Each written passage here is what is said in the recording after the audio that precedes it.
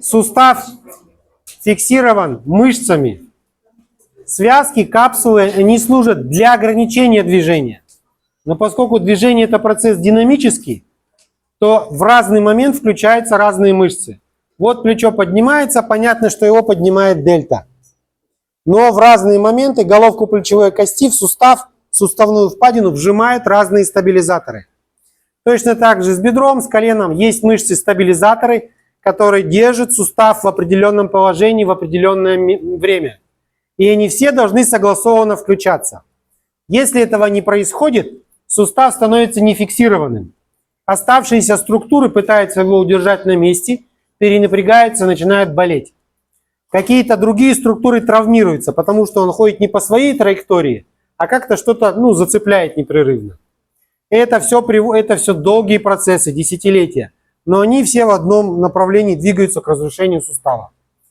Это если есть какие-то аутоиммунные процессы, инфекции, травмы, то это просто ускоряет процесс. Понимаете? И нам с вами надо посмотреть мышцы, которые не включаются в работу, и найти причину. Чаще всего это не зависит от того, как вы тренируетесь или где вы работаете. Это чисто рефлекторные моменты. Понятно? Мышцы стабилизатора можно укреплять, мало им уделяют времени. Да, но если мышца рефлекторно в нагрузку не включается, вы можете в лепешку разбиться, она не включится. Яркий пример – это неработающая ягодица. У кого болит поясница? Вот кто-то сюда, выйдите один с болящей поясницей. Значит, смотрите, основная причина боли в пояснице – это неработающая ягодица. Большая ягодичная мышца нужна для того, чтобы держать корпус вертикально. И если она в нагрузку не включается, корпус надо чем-то другим держать. И конкретно это мышцы поясницы. Вот я стою, они работают. Если я начну долго ходить, стоять, будет постоянное перенапряжение. Я остановился, размял, вроде полегче. Дальше 500 метров там прошел, снова болит. Это причина в неработающей ягодице. Понятно? Это 90% всех болей в пояснице. Пока мы ягодицу не включим, не найдем причину, почему она не работает, процесс будет возвращаться непрерывно. Понятно? Вот. И здесь она не включится, если мы пошлем человека на физкультуру. Потому что это рефлекс. Понимаете? Прилегайте на живот. На живот? Да.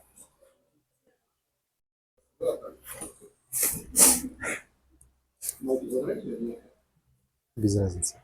Ногу мне? Нет, дайте мне ножку. Расслабьте. Ляжьте ровно. Ногу в сторону. Вверх. Давим ногой. Смотрите. Вот вышел человек. Мы пытаемся оттестировать ягодицу. Я говорю, дави ногой наверх. Он даже ее включить. А он включить даже не может ее. Да. Почему не понимает? Не потому, что он не слышит. У него функция это не предусмотрена в организме включать ягодицы. Понимаете? Держим в таком положении. Давим вот этим местом наверх. Вверх давим. Еще. Вверх. Руки вдоль тела сделайте. Ногу согнули. Чуть-чуть в сторону. Вверх давим. Видно? Он всем телом упирается, но удержать не может.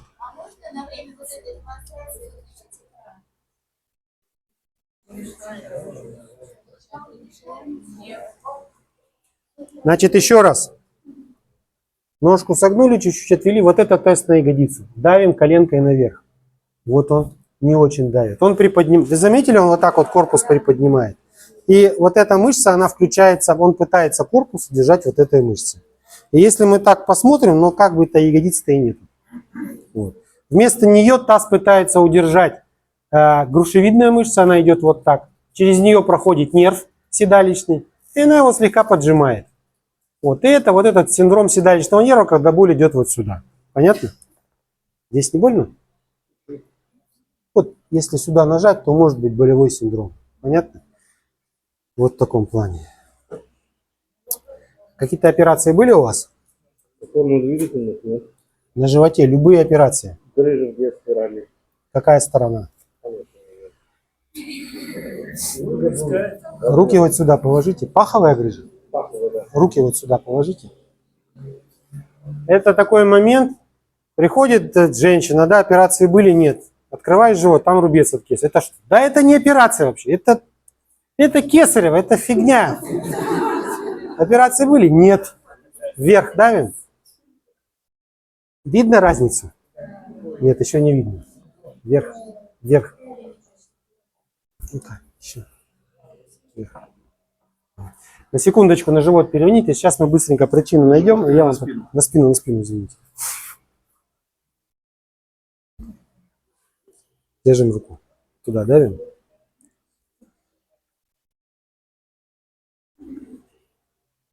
Ну, вот здесь наглядно видно, да? Слева. Да. То есть слева операция была, там какой-то рубец. Держи руку со всей силы. В плече не больно? В плече больно? Пытается удержать, есть небольшой дискомфорт. Вот здесь была операция. Вот я ручку сюда положил, дави туда. Вот она стала сильной. Сейчас перевернетесь и руку вот сюда положите. Хорошо? Еще раз. Да? Еще раз на животик.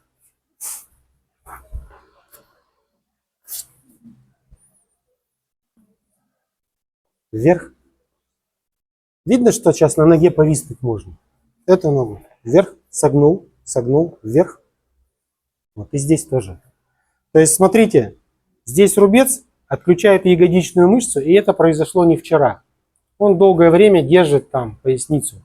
Вот, и может болеть поясница. Вот. Поскольку таз не фиксирован, он может слегка искривляться. Это приводит к тому, что позвоночник гнется не вот так вот, под каким-то углом. И на межпозвоночный диск с одной стороны всегда давление больше. Там может вылазить протрузия, потом превращаться в грыжу. Вот здесь вот находится место, где корпус перекручивается, когда идете. И если идете на разных ногах, на одну ногу постоянно западаете с кривым тазом, здесь будет смещаться, пока таз не выровнять. Вот в таком плане. То есть одно за другое цепляется. Вот. Но вот здесь прежде всего надо будет обратить внимание на рубец. Понятно? Вот. Так, вставайте. Успеем. Значит, еще раз повторяю три момента, зачем нам это все нужно. Нам нужен индикатор, который будет на что-то реагировать. Так? И мы должны его найти. Он должен быть нормотоничный. Он не должен находиться ни в гипотонусе, ни в гипертонусе. Поэтому... Да. Дельта... Можно. Любой может быть индикатор, который нам удобно тестировать. Мы не то, что весь организм тестируем, мы тестируем все компоненты. Да, в этом выгода. Мы можем от одной мышцы получить результат разных моментов. Понятно? То есть это дает понимание, справа или слева? Нет, это дает ответ, да или нет. Допустим, коленка болит? Есть ли отклонение в гипертонусе? Нет. Смотрите, сейчас, давите туда ручкой. Так, давим сильнее. Угу.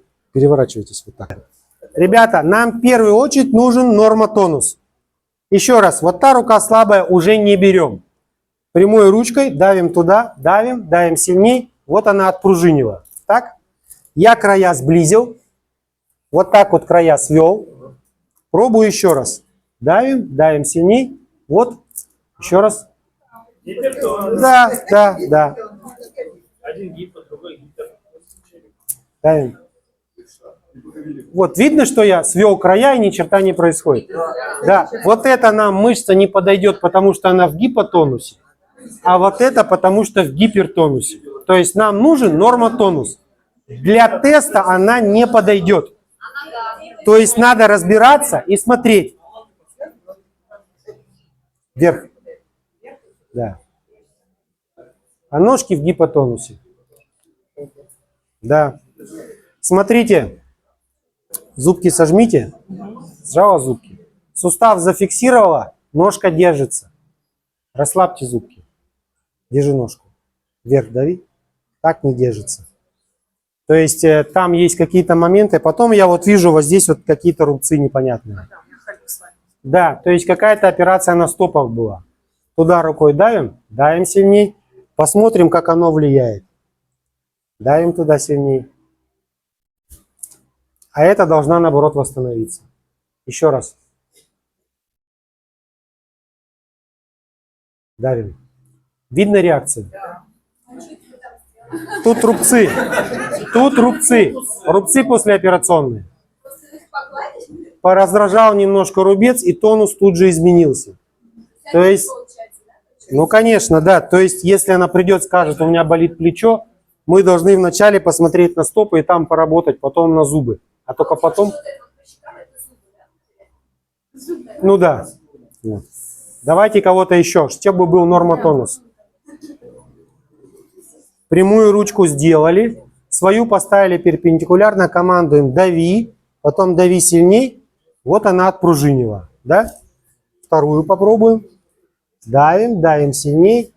Нет, видите, ручку сгибает? Пытается удержать. Давим, давим сильней. Вот она упала. Смотрите, какая фишка, почему я говорю, что надо рука обязательно прямая. Еще раз, прямую ручку сделали, давим туда. Вот она не держится. Видно? Ручку чуть-чуть согнула, давим туда. А так держится, потому что она кучу других мышц подключила. Какие-то бицепсы, трицепсы. Поэтому тут надо следить, чтобы рука была прямая. Понятно? Вот. Ручку прямую сделали, давим, давим сильнее, усилили давление. То есть не надо пытаться руку отломать.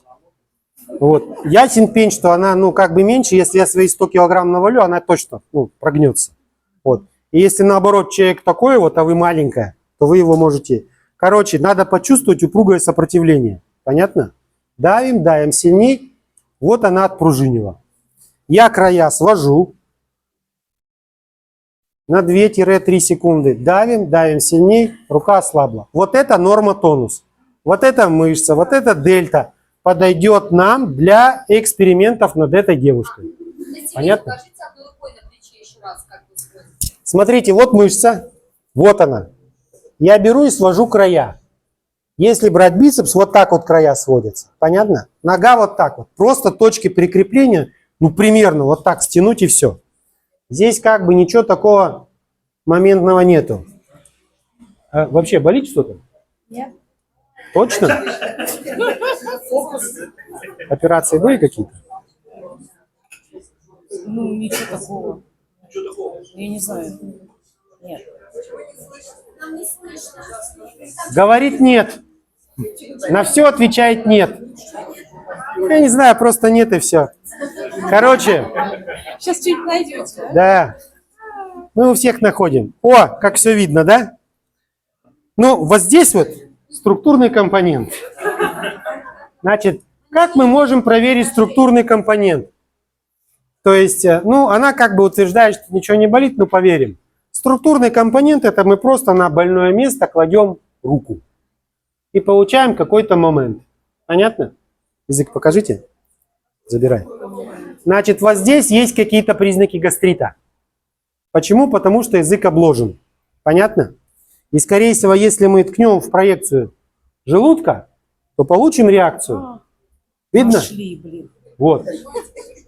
Он может быть любой. Транзиторный, хронический, какой-то гастрит есть. Вот какой-то. Может, она сейчас там перед там шаурму какую-то съела, и у нее на этом фоне. Или он у нее 100 лет уже. Непонятно. Смотрите, ну до реакции мы еще не дошли. Давим туда ручкой. Так, вот видно, рефлекс нормальный. Теперь она кладет на свой больной желудок ручку. Давим, давим сильней, и все развалилось. Понятно?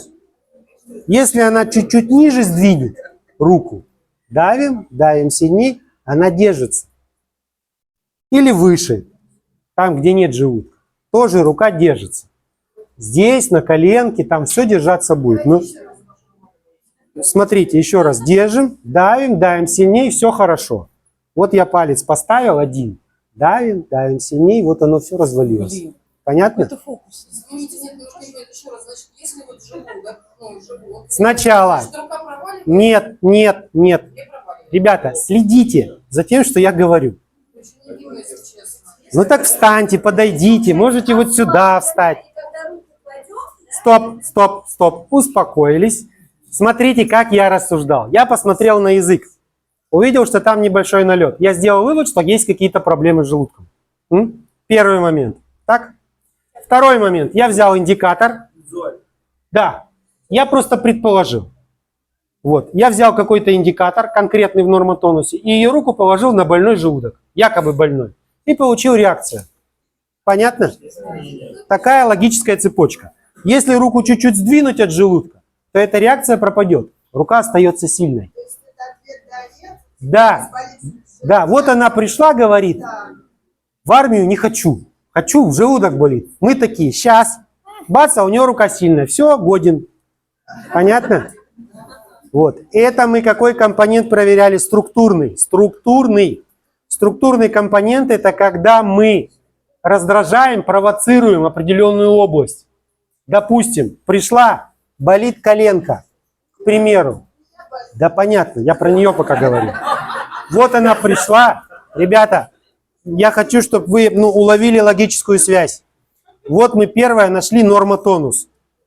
Решили, мы эту мышцу используем как индикатор. Дальше. Смотрим. К примеру, она говорит, что болит коленка. Мы коленку спровоцировали чуть-чуть и снова протестировали. Видно, ни черта не происходит. Значит, проблема не в коленке. Может быть, что-то другое. Вторую попробуем. Причина не в этом, а это следствие. Да. То есть, ничего не происходит. Понятно? А вот если мы на желудок... Да, если мы ей на желудок надавили, то индикатор сразу падает. Блин. Понятно? То есть это мы проверили структурный компонент. Он проверяется либо движением каким-то, либо нажатием туда. Понятно?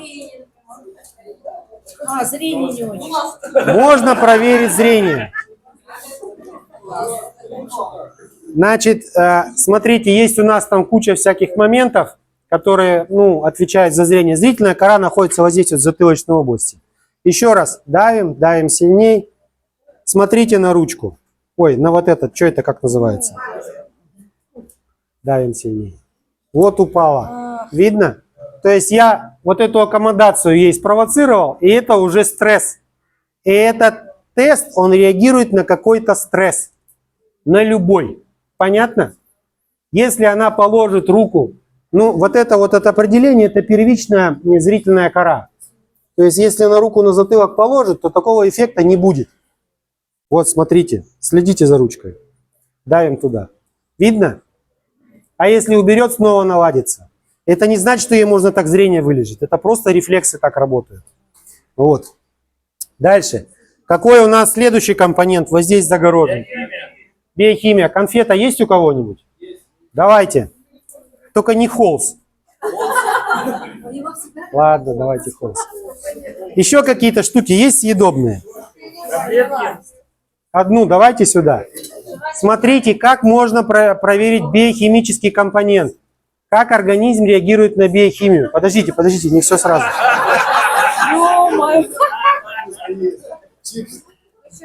Слушайте, я договорилась, что если я съем сладко, 200 бёрпи прыгать. Прыгните, что, мы место освободим. Холст положили. Это все, что ли? Да, давим сильней. Холст можно, видно, индикатор не падает. То есть даже если он вредный, организм его как-то переварит. Понятно? То есть организм никак не отвечает. Возьмем вот это вот. Есть еще какие-то конфеты у кого-то?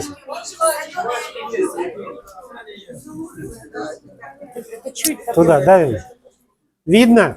Это что, мне вредно? Что ли? Держи руку. Пытайтесь удержать руку. Сейчас. Смотрите, как организм считывает эту информацию, я, к сожалению, не знаю. Но как-то считывает. Да.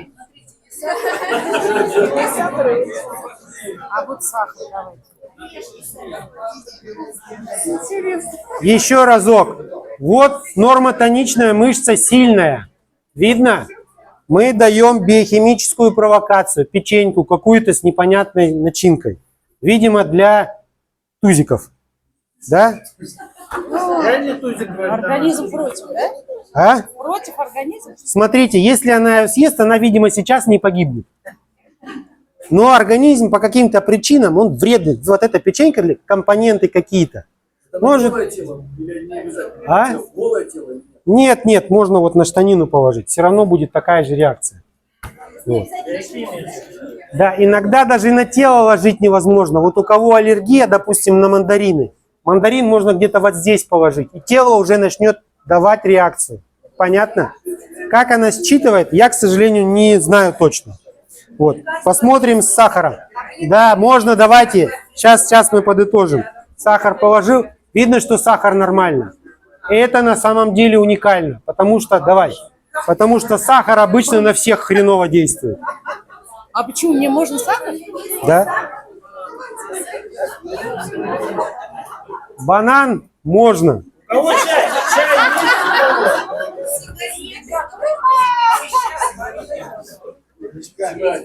Ликвиризия. чай есть? Конфета называется ликвиризия какая-то. Ну, это точно. Надо же. А? Можно уточнить дозировку. Ну, орешек, вот видите, орешек что-то сомнительно. А можно вот так, например, как со зрением что-то, очки, например, положить, да, и что-то точнее? Нет, ну, смотрите, очки же это какой-то... Это же какой-то пластик. Да, мы тестируем биохимический компонент. Со зрением это просто так я показал. Вот. Если мы так не подойдем. Нет, очки можно повесить на лоб. Кто в очках? Выходите сюда. Все, да? Можно так тестировать? Нет, можно вставать, можно полежать. Еще можно полежать. Вот, выходит в очках. Скажите, пожалуйста, а медикаментозные средства можно так И именно так и можно тестировать. Причем можно подобрать дозировку. Единственное, надо, ребята, помнить, что все-таки, ну, видите, этот тест, он прям не имеет какой-то цифры, как мы вот анализ крови получили, у нас эритроцитов, там все дозировки. Надо все-таки понимать, что это вспомогательный момент. Понимаете?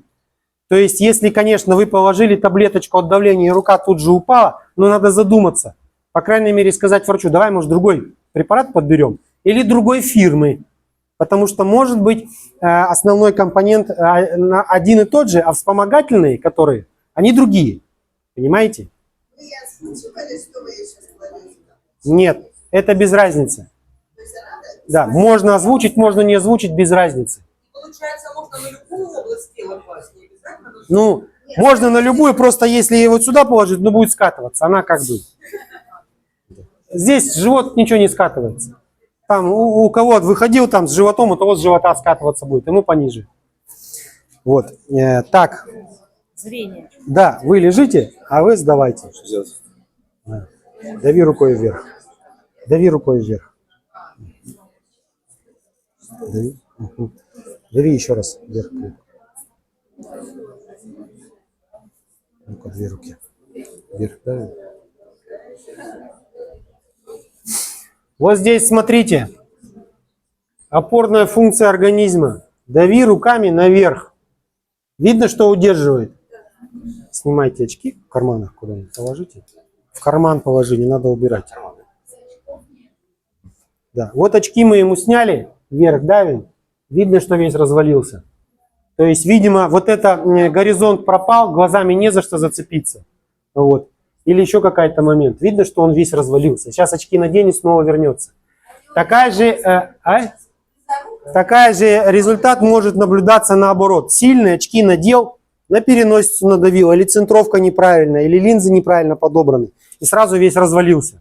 Из-за этого может болеть голова, там всякие такие моменты давать. Понятно? Вот. Дальше, какой у нас еще компонент есть там? Кто помнит? Энергетический. Энергетический. Посмотрим энергетический компонент, да? Кто не верил в энергетику? А, вы и не верили, да? Я верю. А, уже все верила. Уже во все верит. Я верю. Да, давим туда ручкой. Ну, пока еще ручка сильная, да? Можно давить, задавиться. Проверим, чакра как функционирует. Провоцируется очень легко. Рукой поводили, давим. Вот она упала. Кто не верит, подходите сюда. А что это вы сейчас делаете? Мы спровоцировали чакру. Первая и вторая. Ну, какое-то там воздействие на нее оказали. Вот как мы плечо спровоцируем? Мы его потыкали, пошевелили. Чакру вот так спровоцировали. Пробуйте, давите рукой. Наугад. Да. Давайте, она сейчас потестирует, а мы ее сразу, это самое, ну, разоблачим, правильно она или нет. 90 Нормотонус. Рука сильная. Нет, нет, подождите, вы нам покажите, как вы тестируете. Расскажите прям все, расскажите. Расскажите нам. Я сейчас, рука должна быть прямая, я на нее давлю, вы, соответственно, отдаете в сторону, все положено. И сильнее. У меня селенок не хватает. Ребята, смотрите еще раз. Если вы намерены этим делом заниматься, вам надо понять, что тут важна точность. Руку выпрямили, молодцы, свою ставьте перпендикулярно, потому что давить легче. Я-то, понимаете, я там 100 лет уже это тестирую, я как бы побольше, чем она. Я и так ее поломаю. Вот, а если вы, ну, короче, надо перпендикулярно держать, чтобы вектор был соответствующий, понятно? Потом четко подавайте команды. Дави, дави в нейтральном положении желательно. Вот. То есть, если это нога, ну, мы еще потом с вами посмотрим, когда будем конкретно суставом. Конкретно дельта вот в таком положении. То есть, если так, это уже какой-то плюс в ней. Если так, то наоборот минус. Мне легче туда придавить. Понятно? Вот в таком плане. Еще раз. И команды подавайте четко. Дави, дави сильнее и усиливай давление. Понятно? Пробуем. 90. Дави. Ребята, вы слышите вообще, что говорю? Пожалуйста, не говорите.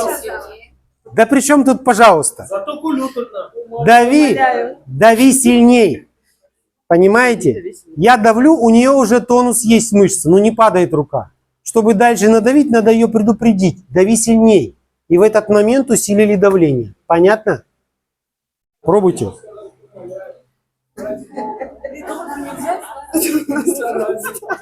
Давайте, попробуйте. Пробуй руку, пробуй руку. 90. Дави. У Дави меня сильнее. прокачка правой руки всегда. Давится? Давится, давится. Давай, еще раз попробуем. Пробуй. Дави. Просто раздражаем. Дави сильнее. Уже не надо. Класс. Кто еще хочет попробовать или отпустим? Идите. Все, вставайте. Давайте еще кто-нибудь ложитесь. Раз. Я немножко логическую цепочку повторю. Мы нашли индикатор, который находится в нормотонусе. И его можем использовать, чтобы какие-то ответы с организма получить. В ее случае мы поняли, что она на сахар нормально реагирует. Ну, по крайней мере, на такой кусочек. Может, если пачку положить, то как-то среагирует. А вот на конфету плохо. Понятно? Еще разок. Выпрямили сустав обязательно, потому что если хоть чуть-чуть согнут будет что-то другое подключать. Бывает, что ну, такой здоровый, и рука просто не разгибается. Ну, бицепс перекачан. Вот. Дальше свою перпендикулярно поставьте и командуйте четко. Дави, дави сильней. Надавили, она не выдержала эту руку. Давим, давим сильней, отпружинила. Ну, то есть я давление, и она начинает сопротивляться. Переляжьте вот сюда. Вот в таком плане. Еще раз. Давим, давим сильней. Я усилил давление, и рука успевает среагировать. Значит, это норма, это, по крайней мере, не гипотонус. Я края свел. Давим, давим сильней, рука упала. Это значит нормотонус. Понятно? То есть это такой тест, который отсекает гипертонус. Если бы рука осталась деревянной, тогда бы она нам для теста не подходила. То есть мы вот эту руку берем как индикатор. Да? Вот. И что у нас там еще? Эмоциональный компонент остался? Помните что-нибудь плохое? Рассказывать не надо? Давим туда сильнее. Вот он что-то плохое вспомнил. А можно вопрос? Можно проверить, как вот человек энергетически влияет, вот, допустим, вы делаете тест, как какой-то человек влияет на него? Знаете, потому что иногда бывает, вот, чувствуешь энергетику, Сверху молодым. мне кажется, можно именно подумать об этом человеке. Вы себя имеете в виду? Проверить. Ну, понятно, себя имеете в виду? Иди проверим. Проходите сюда. Давай, давай, выходи, сейчас проверим. Кто есть ху? Просто я чувствительна. Иногда бывает, человек идет, а у меня голова прям, знаете, кружится. Ну, это я знаю, конечно. Если со мной рядом Путин пройдет, у меня тоже голова закружится. Может, это вы так на мужчин реагируете. Давай, положи, поднеси вот так руку. Вот сюда. Дави туда рукой. Влияете. Видно? Чуть подальше отходите. Дави туда рукой. Так работает. Еще раз подходи. Да, это же чакра идет. Да. Сопротивляйся. Все, ослаб. Это слабость перед слабым богом.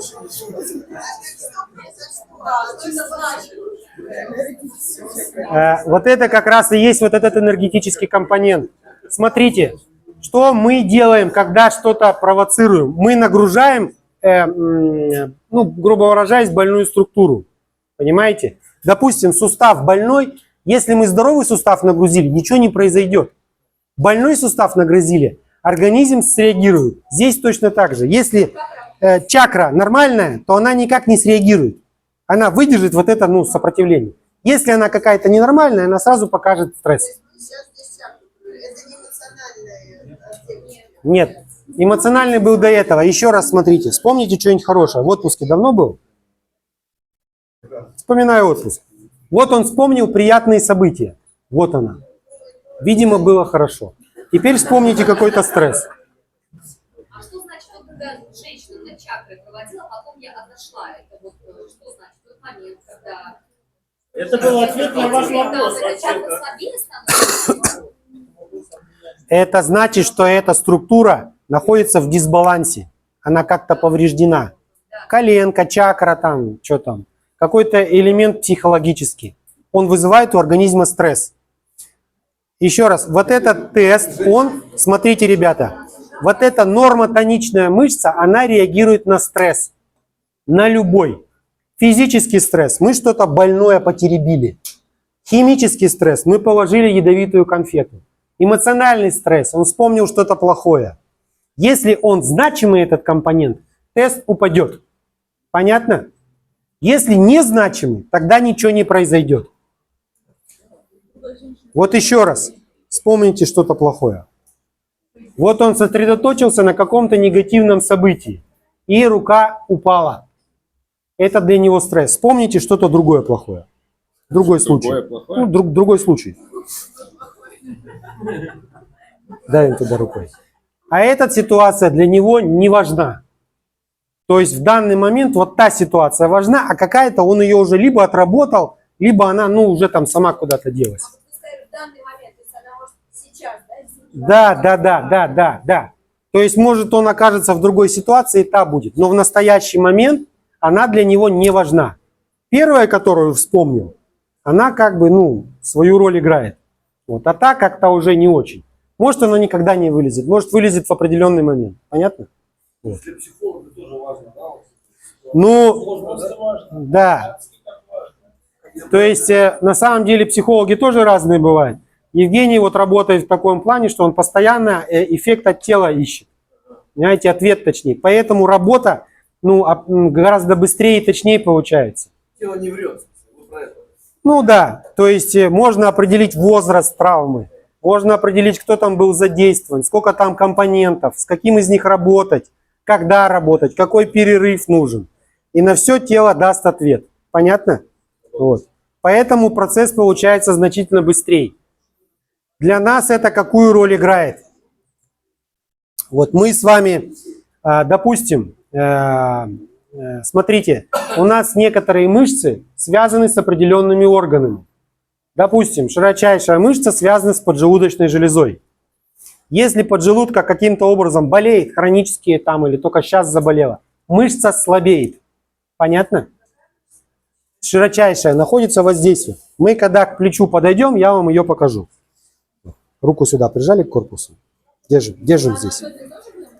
Ну, в общих чертах. Держим руку. Это вот тест на широчайшую мышцу. Держим. Видно, что с одной и с другой стороны мышца не дышит. Видно? Вот, еще разок. Руку прижали. Держим. Вот она. Вот он положил руку на проекцию поджелудочной железы. Держим руку. Видно, что теперь не отодрать? Да. То есть, ну, в смысле не работает. Да. Здесь будет такая же ситуация. Еще раз пробуем. Вот, держите руку. Да, держи. Вот она не работает, не включается, точнее, в работу. Руку положил примерно в проекцию поджелудочной. Держим руку. Вот она заработала. То есть, если он вдруг придет с больным плечом, мы выясним, что у него плечо нестабильно, потому что широчайшее его не фиксирует. И надо залезть в живот, чтобы там что-то сделать. Понятно? Ну, это как бы такая взаимосвязь. Этим самым мы будем пытаться разобраться. Мы будем... Кинезиолог, он тоже лезет. Но смотрите, с лечением тут, потому что, ну, допустим, кинезиология, здесь еще можно, ну как поджелудочная, ну можно ее помять. Это ж не кинезиология, это массаж какой-то там висцеральный, да? То есть вот смотрите, еще разок. Держим руку. Давим. Видно, что не держится? Сейчас мы чуть-чуть организм... А плечи не болят? Плечи? Да. Сейчас нет.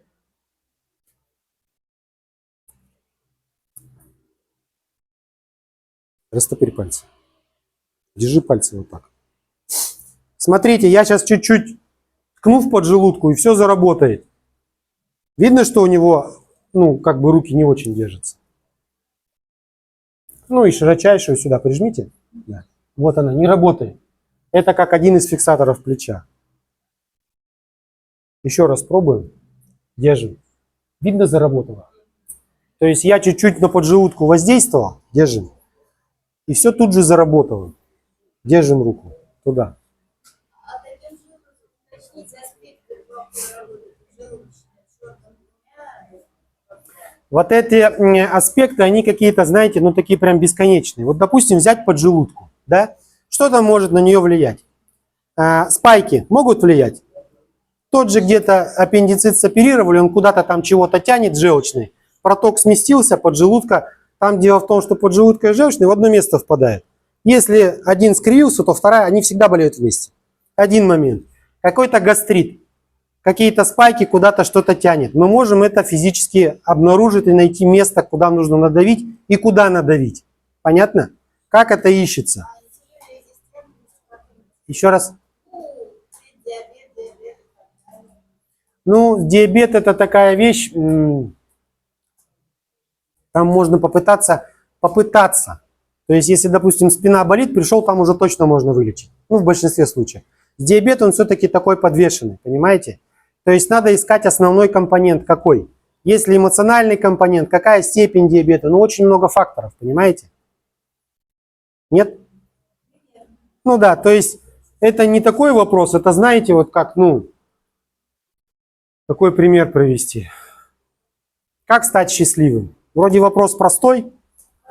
Да, каждого по-своему, у каждого свои обстоятельства. То есть здесь с диабетом та же самая песня. Очень много компонентов. Вот. То есть вот этот тест мы будем использовать, чтобы найти какую-то причину. Понятно? Вот в таком плане. Давайте попробуем.